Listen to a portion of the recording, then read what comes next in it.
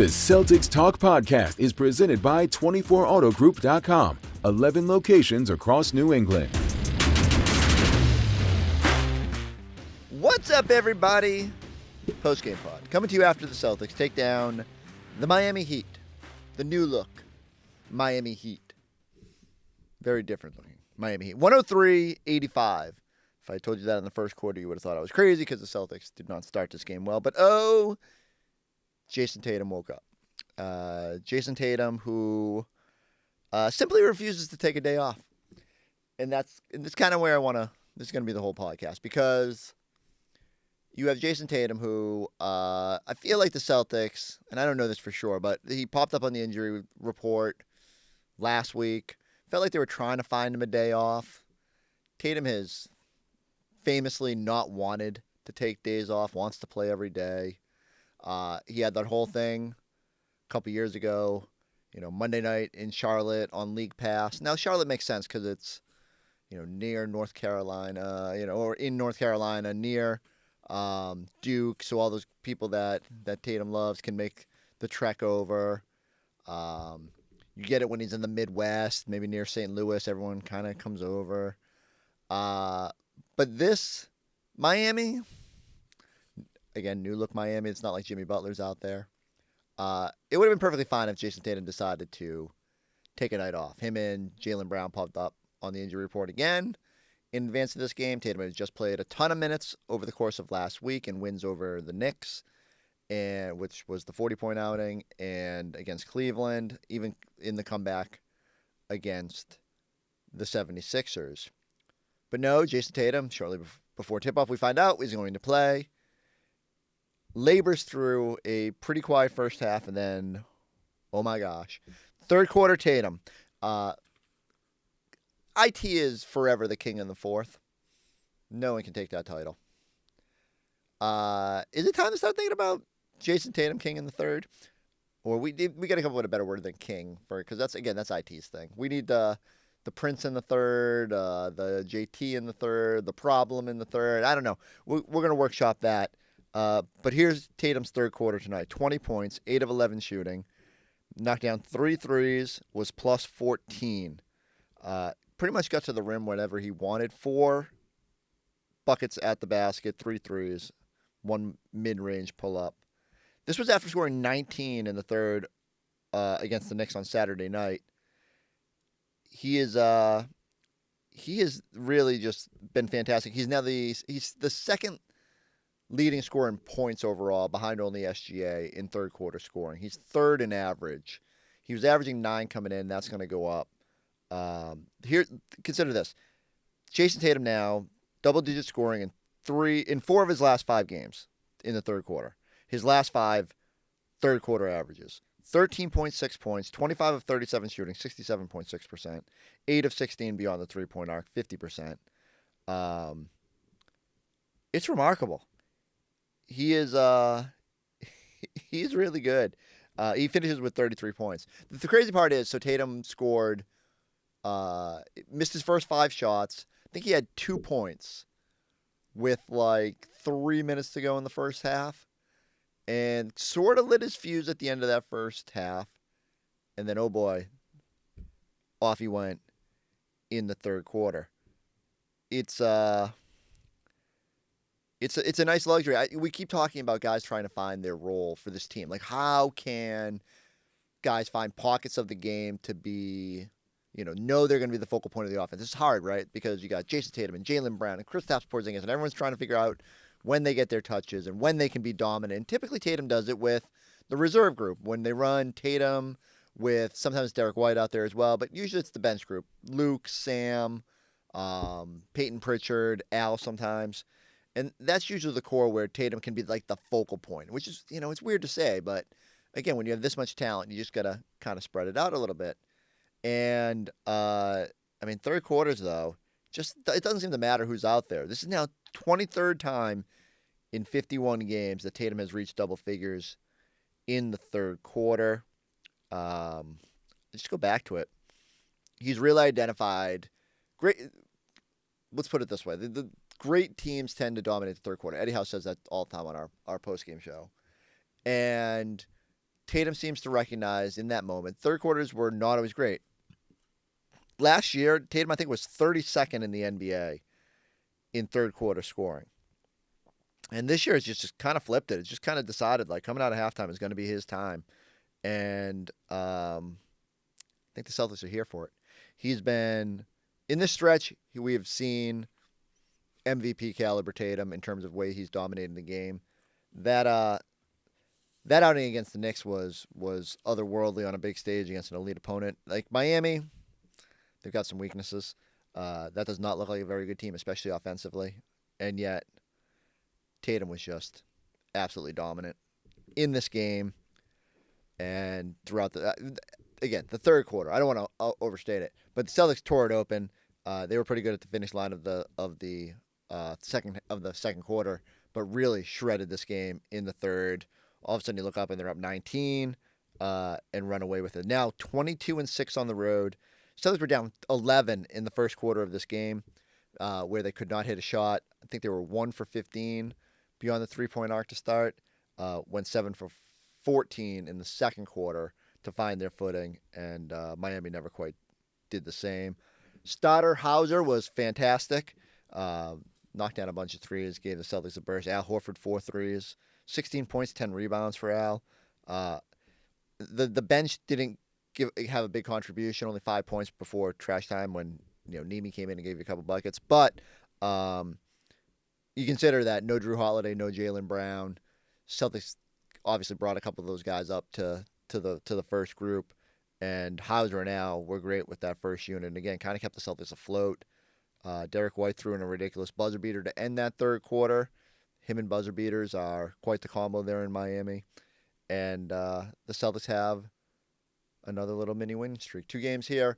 But more importantly, just a stretch now where take out the Mavericks game and 4 of the last 5 have been what we've expected from the Celtics. A little bit more back to normal. A little bit more engaged and focused for longer stretches. Still not perfect. Still some lapses in that, like even the first quarter.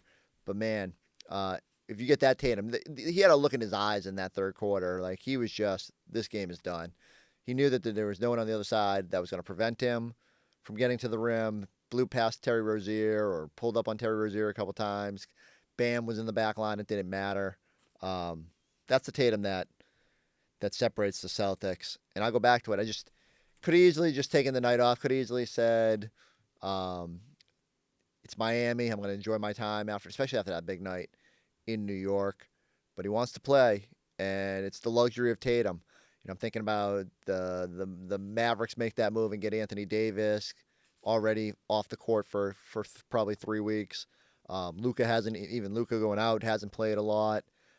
It's such a luxury that you got a superstar that wants to be out there. I mean, Giannis has been hurt up in Milwaukee. Joel Embiid, I think we're up to now half the games in his career he hasn't played. We sometimes take it for granted, the luxury of Jayson Tatum. And he wants to be out there, and yeah, he has some maddening moments in terms of, maybe not as aggressive as he should be. Even the start of this game, just couldn't get anything in the fall. You're thinking, maybe it's just one of those rough Tatum nights. And I'm sitting there, I even said turned to one of the coworkers at one point, I said, man, I really thought this was a night Tatum should have taken off. Clearly he doesn't have it here in the first half. Well, he found it. Don't know what he did at halftime, but wow, what a dominant third quarter. Celtics roll. Let's do some more Tatum gushing on our postgame show.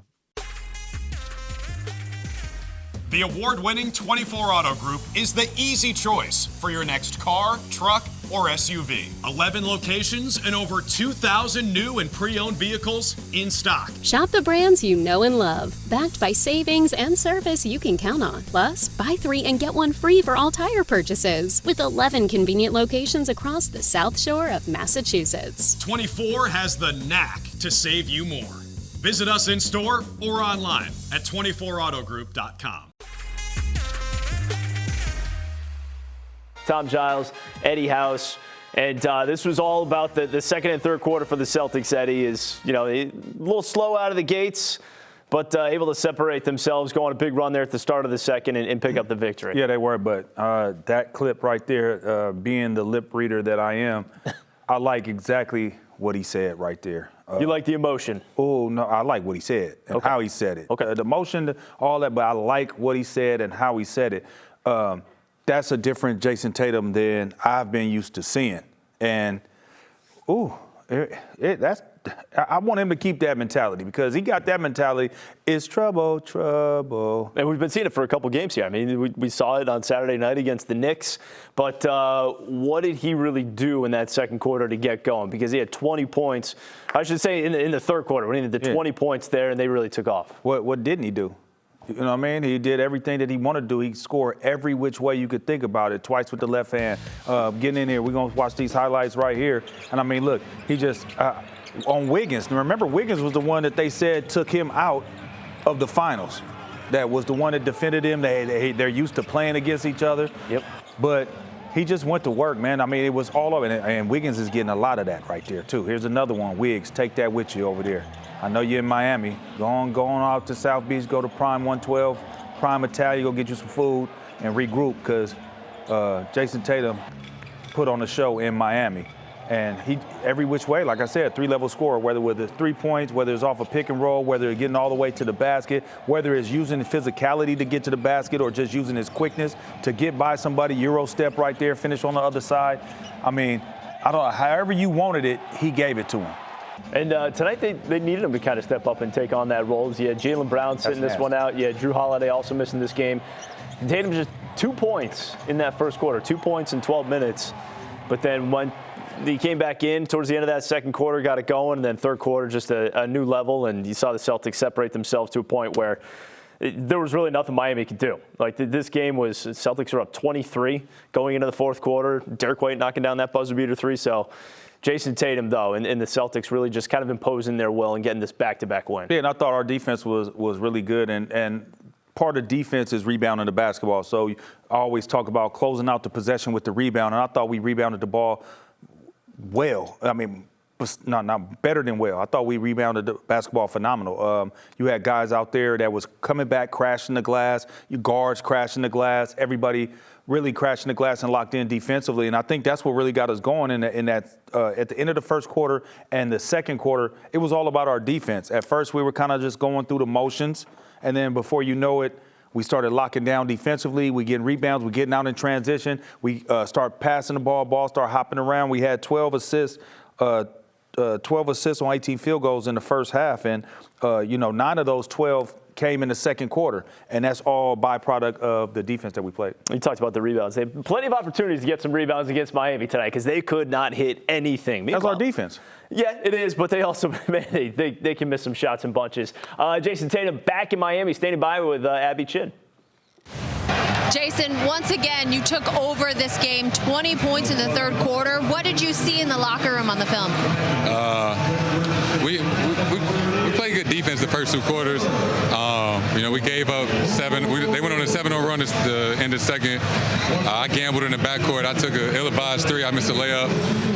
So I just really took ownership of how I played in the first half and wanted to kind of set the tone to start the second half. You were fired up, especially hitting some buckets over our old friend Terry Rozier and then your gold medal winning teammate Bam Adebayo.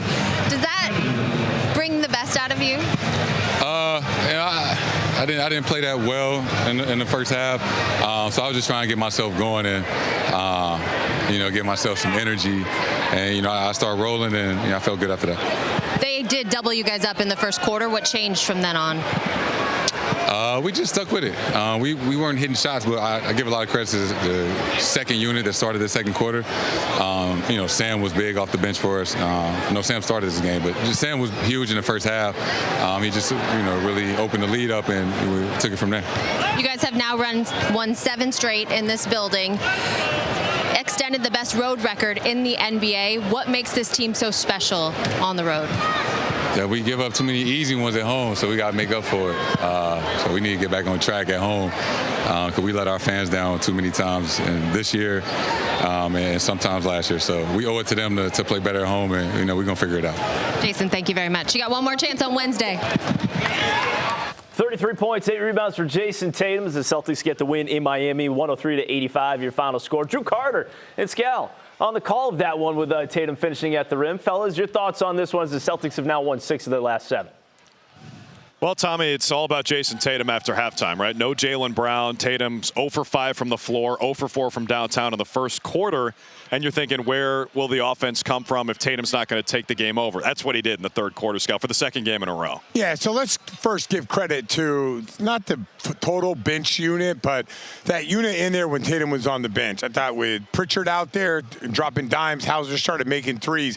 All that led up to Jayson Tatum's return. He only played 4 minutes in the second quarter. Then he dominated the third. And that's what we love to see, because Tatum knew the game needed him to take over. And he just made the right play over and over again. He would bend the defense. He'd make a pass. They would move the ball, get an open shot. If they didn't, they played him one-on-one, which we haven't seen a lot of that. Most teams decided to double-team Tatum. Not tonight. Miami plays him straight up. All of a sudden, Tatum goes off on guys. So it'll be interesting to see how teams kind of adjust to Tatum and his dominance right now. Another defensive performance where the Celtics can check the box score and say, man, we put the clamps on Miami. They shoot below 34% from the floor. They can't buy a basket from downtown. No Tyler Hero, no Jaquez. They traded Jimmy Butler. New guys playing their first game. More about Miami's offense or Boston's defense? Yeah, like if we played one-on-one and I turned my back and you just shot it and missed, that's not good defense, Drew. Do you think it was good defense tonight? I thought it was just okay. I thought maybe it's one of those things where Joe Mazzulla was like, we're going to give you guys shots. Obviously, they try to guard guys like Duncan Robinson, but I don't think they were closing out hard on a lot of these guys. And it's just one of those things. If you can't shoot with the Celtics, you're not going to win. That Miami Heat team, maybe with a few of their young players, they're a couple years away from being a really good squad at this point. But I get it. Their all-star player, Tyler Hero's not playing. They just don't have enough offensively to go shot for shot when we're playing the way we're playing. Rhythm are you in right now? A good one. Just trying to stay aggressive. Hopefully I can put 2 really good halves together. But we're playing well right now. Everybody's contributing. 2 big road wins this trip. So it's a great road trip for us. You played pretty deep into the second half there. I think like 21 minutes straight or something like that. Did you kind of ask for that? Did Joe kind of push you? Like, what kind of led to the extended stretch there? I was just trying to stay in that fourth quarter to kind of put the game away. I thought it was going to only be an extra 2 or 3 minutes. It was a little longer than that, but I'm all right. You look pretty well accustomed to doing that, especially back-to-back games. What is it like being able to generate that level of rhythm out there? Is it difficult to go that long? Like, what are you kind of feeling when you are playing those longer stretches? It's a challenge, but something I try to pride myself on is playing as consistently as I can. I give a lot of credit to my trainer, Nick.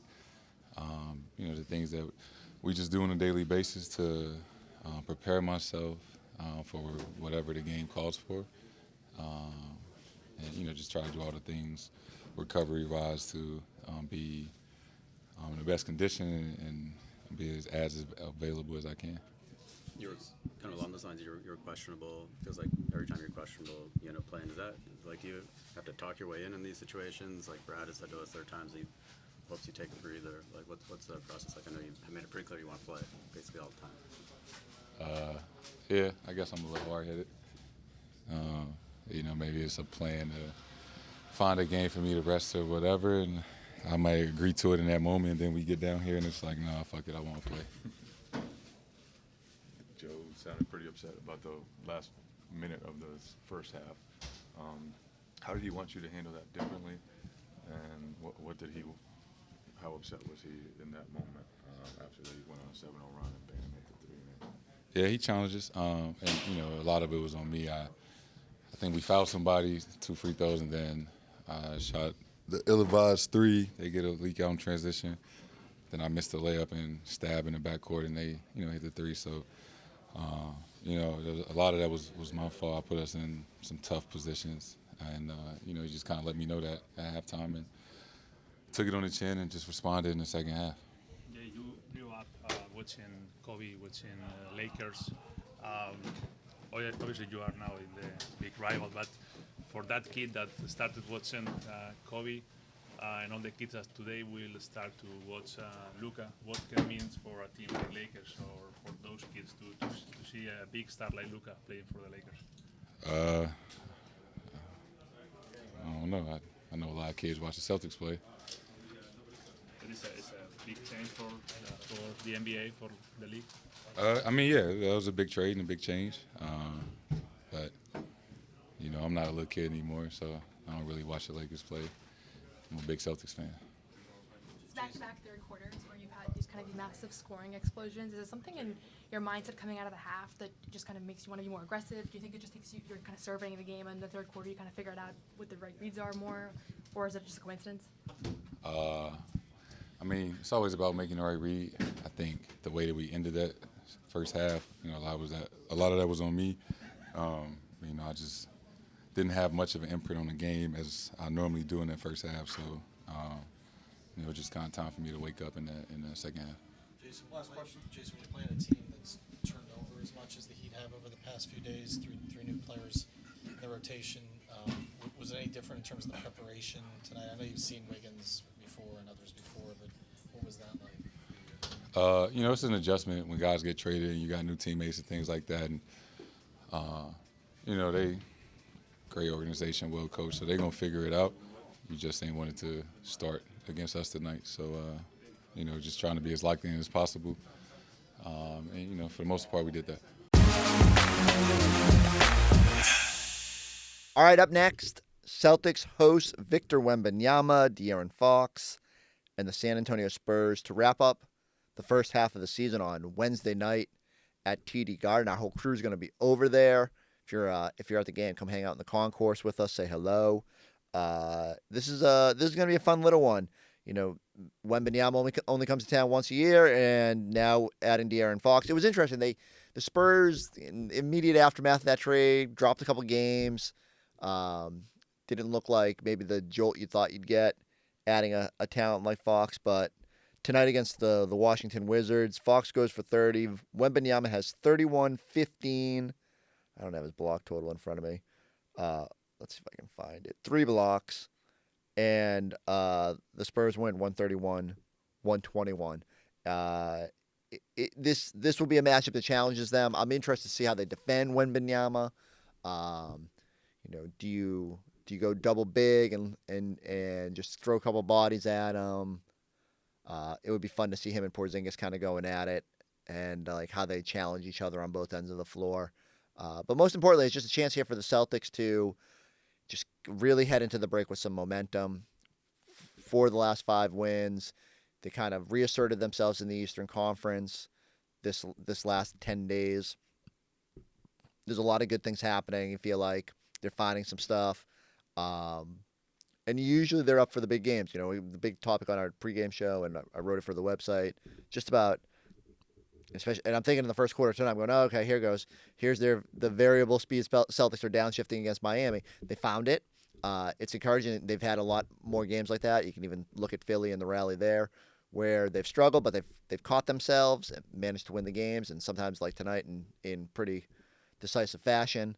A chance here to really hit the break with some momentum, a chance to maybe even, you know, we'll see how close they linger to Cleveland. There is another head-to-head matchup later this month. I still think it's going to be tough to make up too much ground over the final 27, if only because you're going to have to start thinking about rest and pacing guys to the finish line, or at least finding pockets of rest. Maybe Jayson Tatum will actually take a day. He's not going to get much time off at the All-Star break, having to head to San Francisco. Him and Jaylen Brown will be keeping plenty busy. Everybody else can go sit on a beach and refresh a little bit. Maybe Tatum will find a couple days for that as well.